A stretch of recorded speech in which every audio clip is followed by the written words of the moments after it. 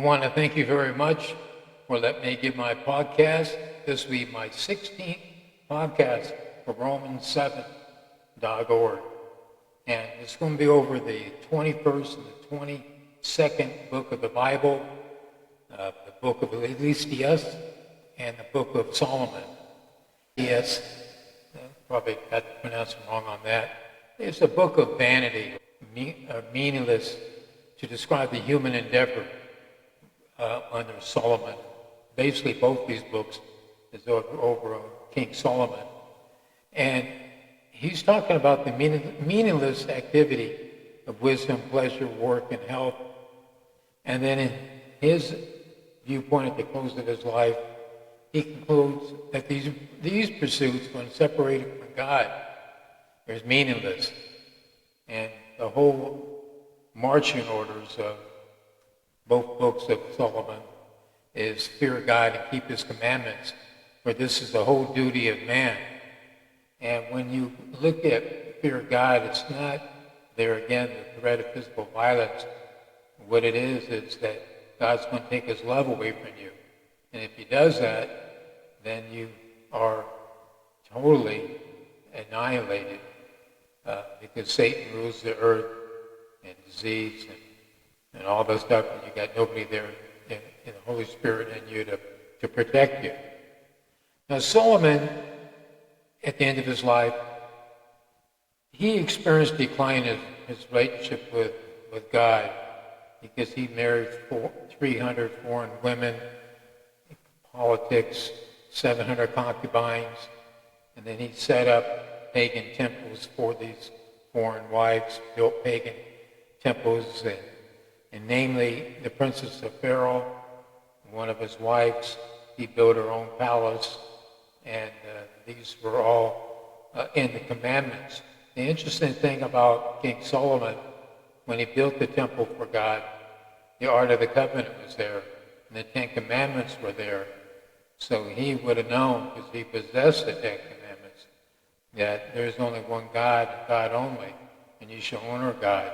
And that was the whole thing about Moses, across the desert. He was trying to teach the Israelites there's only one God, and Solomon screwed that up bad, very, very bad. And God talked to Solomon, and he told him that he'll take away his kingdom after death only because the promise to King David. The interesting thing about that is God loved King David and forgave him for his sins. Now, the sins of King David were murder and adultery. So it shows you that in our power with God, that we can have major sin, and God can still forgive us in His grace, because He did there for King David. And then at the end. So at the end of Solomon's life, he was told that his whole kingdom will be thrown away, and that's exactly what happened to him. King Solomon died at 55 years of age, and his son inherited, and different people, Israelites, come before his son, saying, can you lighten the load of these taxes and these arduous projects that we're paying for, slavery? His son said, I'm going to increase it tenfold. And then the whole kingdom was busted up north and south of Israel. And there again, King Solomon, when you get into his book, it's about love and women, which is kind of strange. But he talks, and I quote, don't await love before it's time, romance, love, engagement ready, when emotionally ready, and wait for everything as far as when it has its perfect time. Well, when I pretty well got the meaning of both these books of Solomon, it's just one passage. Then I'll read it. We heard this in the song. To everything there is a season and a time for every purpose under heaven, a time to be born and a time to die, which is true. A time to plant, a time to pluck of that which is planted. A time to kill and a time to heal, and that to be war, health. and a time to break down, a time to build up, a time to weep, and a time to laugh, a time to mourn, and a time to, to dance. And through all of our lives, we have times that are good and are bad. I understand that. A time to cast away stones, and a time to gather stones together, and a time to embrace, and a time to refrain from embracing. A time to lose, and a time to keep, and a time to cast away, and a time to rend, and a time to sow, and a time to keep silence, and a time to speak. So many times we see so many things going wrong, especially 2025. There's roundup of all the poor Spanish people in this country, 10 million of them it seems. A time to love and a time to hate, and a time of war and a time to, peace.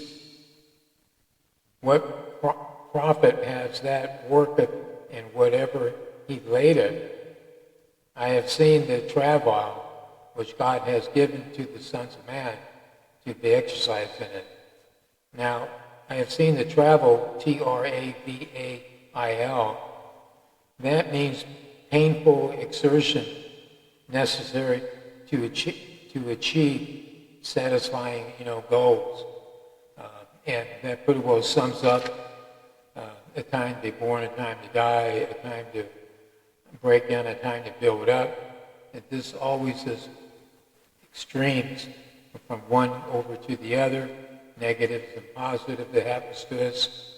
Sometimes we have relationships over 10, 20 years, and then we find out that there's a lot of crying and a lot of laughter, but it's all God-driven to go ahead and teach us. And that's what I pretty well learned on both these books of, Solomon, and not really anything really fantastic in it, as far as I'm concerned. It's just testimonial of a guy over 40 years ruling Israel that had extreme wealth, and all pointed out, Book of Samuel, what kings would do, and he amassed, 1,000 different women in his palace, and then he knew God. God did talk to him, and then God took his love away, and that's when he pretty well explained it. That is what our biggest thing is not to have that fear that God is going to go away from us. So that's pretty well what I learned. Next week I'm going to be given the book of Isaiah, and we'll get to a more longer podcast on that because it has a lot of things that Isaiah did and as a prophet of God. So this is going to be kind of short, under 10 minutes, but I want to thank you for listening to me. But please look at our webpage, Romans7.org. It's about we're trying to get involved in these different grants, to teach people new skills, EPA, to get a job, affordable housing, and clean water, and clean beaches. And these are different grants that the federal government has that we can get involved in. And then what I'm looking for is your support on an email saying that I looked at your webpage and I agree with your causes. And these podcasts, these are real deal, and carry on. Donations are appreciated naturally. But anyway, thank you for listening to me, and I'll see you next week.